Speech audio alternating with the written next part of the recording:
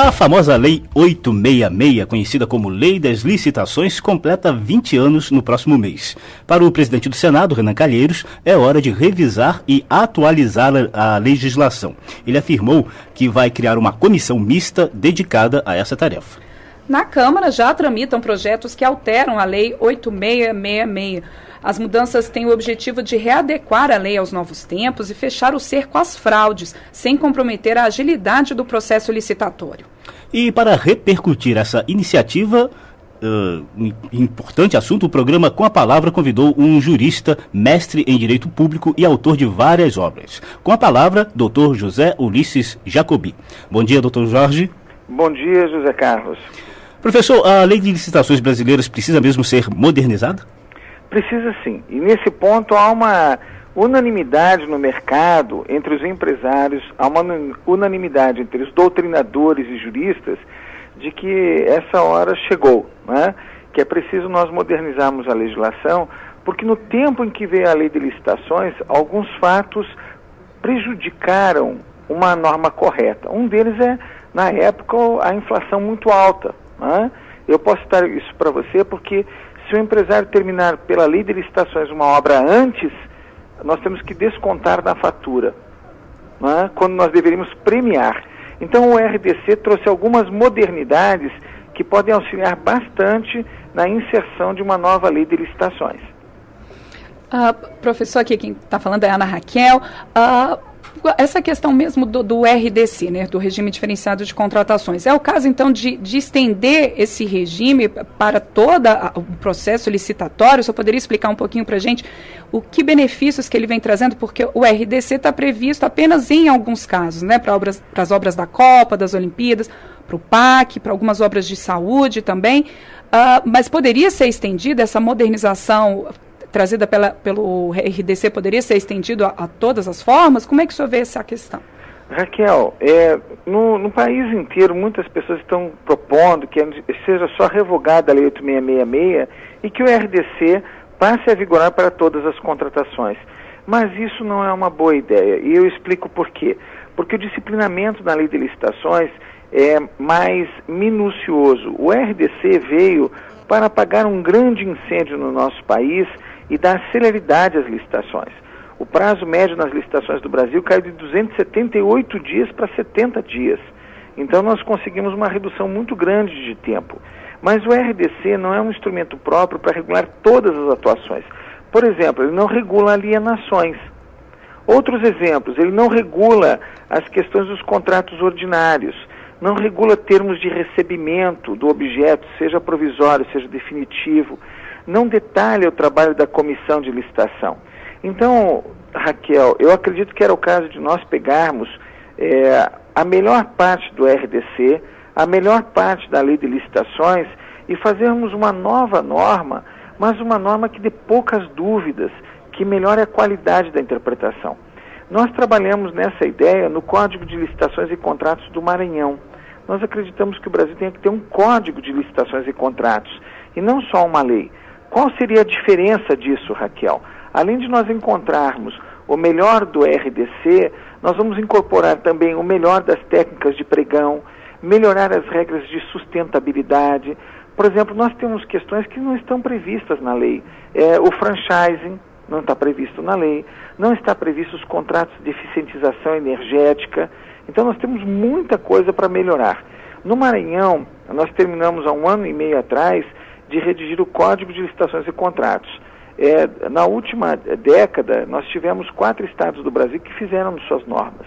Inclusive uma boa oportunidade de nós aproveitarmos os estados, as experiências estaduais, para trazermos uma lei federal. O senhor está citando aí essa experiência que o senhor participou ativamente aí no Maranhão, que acabou produzindo um novo Código de Licitações lá para o estado do Maranhão. E a gente lembra que aqui na Câmara, o ex-deputado Augusto Carvalho chegou a propor também um Código Nacional de Licitações. Essa opção por um código, o senhor acredita mesmo que seja o melhor caminho, já que o assunto, como o senhor mesmo já disse aí, é muito vasto, né? Isso, nós acreditamos que o Código tem a condições de tratar muito melhor o tema.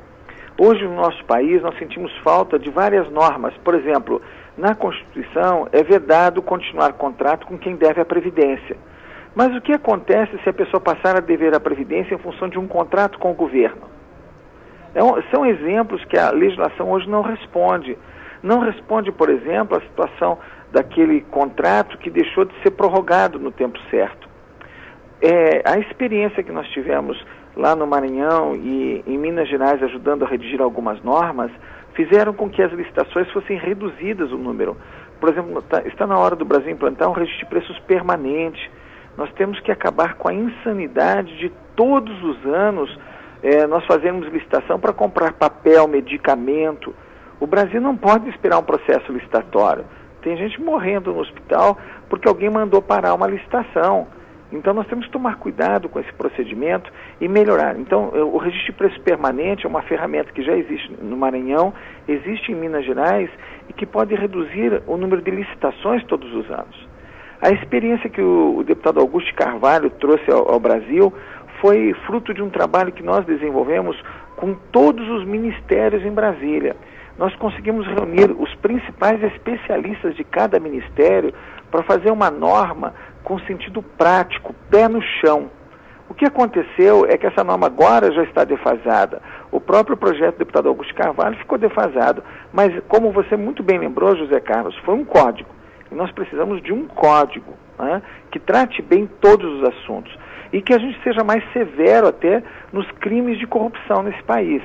Professor Jacobi, essa questão, por exemplo, de que alguns estados já têm suas legislações específicas, mesmo havendo esse Código Nacional, como o senhor colocou, que o senhor defende, esse código teria que ter apenas regras mais gerais e aí os entes federados continuariam fazendo suas regras específicas? É o caso de deixar também que as necessidades locais coloquem suas próprias regras nesse assunto das licitações? Exatamente, Raquel. É essa sensibilidade que a gente espera agora no trabalho que o presidente Renan Calheiros está promovendo, né?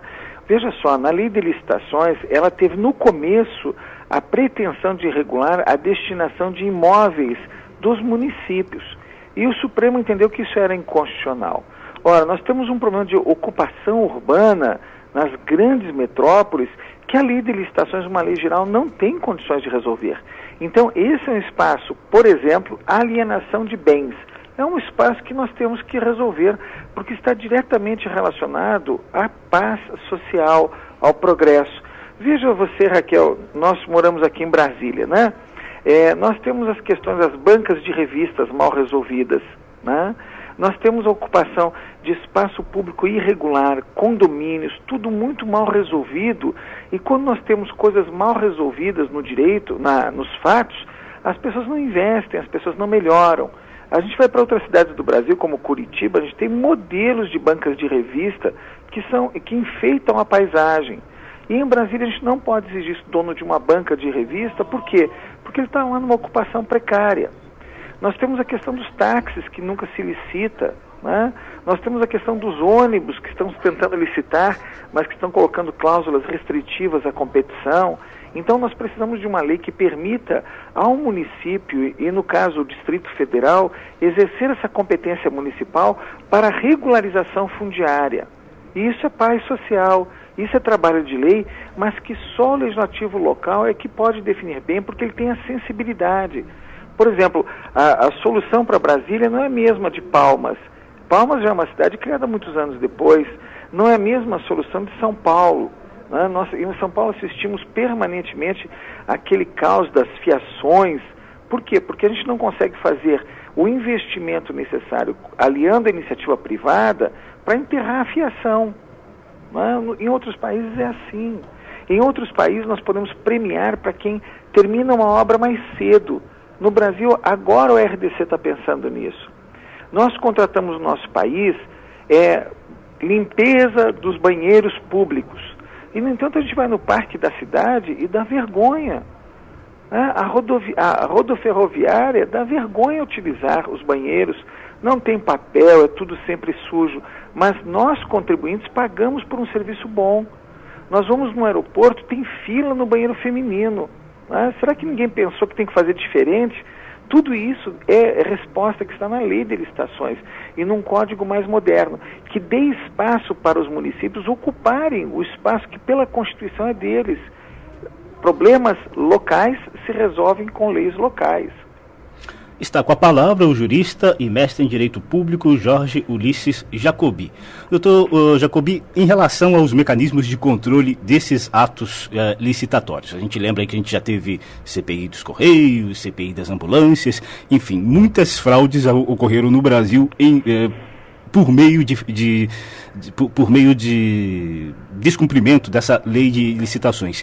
O que mecanismos o senhor acredita que sejam necessários estar presente nesse Código Nacional que o senhor defende? Olha, a atuação do controle e a transparência pública são elementos fundamentais para que a sociedade se desenvolva. Porque é através da aplicação isonômica e correta dos recursos públicos que nós vamos gerar progresso. Caso contrário, ocorrerão sistemáticos desvios. Algumas ideias são básicas e são importantes. Por exemplo, ao expedir um edital de licitações, nós temos que estabelecer um prazo para que os órgãos de controle examinem, a sociedade examine e o licitante possa apresentar sua proposta. Tá certo?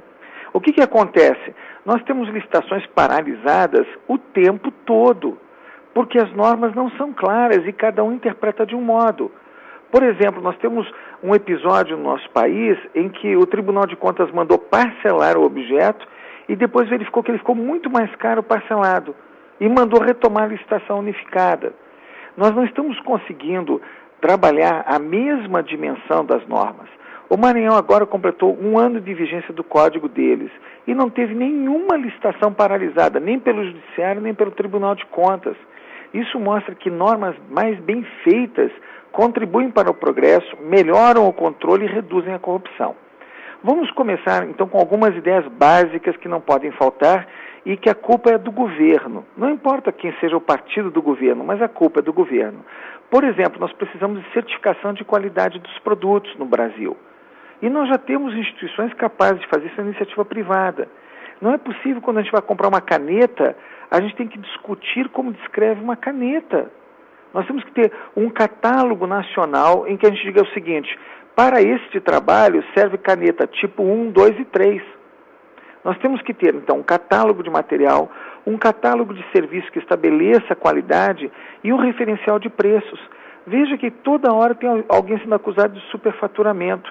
E depois o Judiciário e o Tribunal de Contas inocentam e a imprensa acha isso errado, inocentar. Mas é porque a pessoa teve oportunidade de defender. Às vezes está superfaturado mesmo e o superfaturamento serve à corrupção, serve ao desmando no Brasil. Então nós precisamos de referenciais mais consistentes de preços, para que todo mundo possa trabalhar num cenário seguro.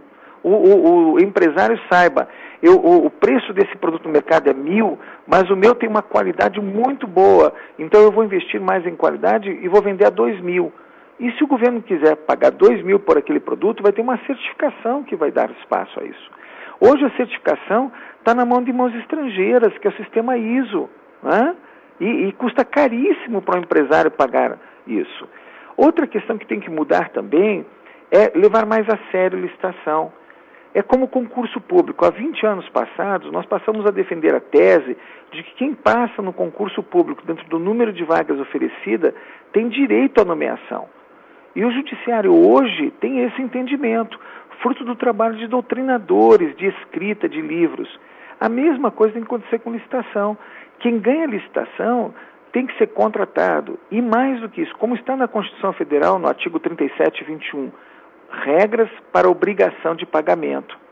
Nós temos que começar a levar a administração pública a sério, o contribuinte a sério e, mais ainda, o empresário a sério. Quem executou o serviço tem direito a receber. Então nós estamos propondo, como propusemos no Código Nacional anterior, o sistema de conta vinculada. A partir do momento da contratação, o dinheiro do pagamento é liberado por um outro funcionário público. E ele já está depositado em conta separada. Não é possível que a gente vá fazer economia depois de contratar. O empresário que investiu tem direito a receber o recurso que investiu. E na lei de licitações ninguém observa essa regra. A regra do artigo 5º é para pagar de acordo com a ordem em que o serviço foi realizado. E no Brasil continua se pagando primeiro os amigos e aos inimigos nem se paga. Bom, nós conversamos aqui com o professor Dr. Jorge Ulisses Jacobi, especialista nessa questão da lei de licitações. Professor, muito obrigada pela entrevista, mais uma vez aqui ao programa Com a Palavra.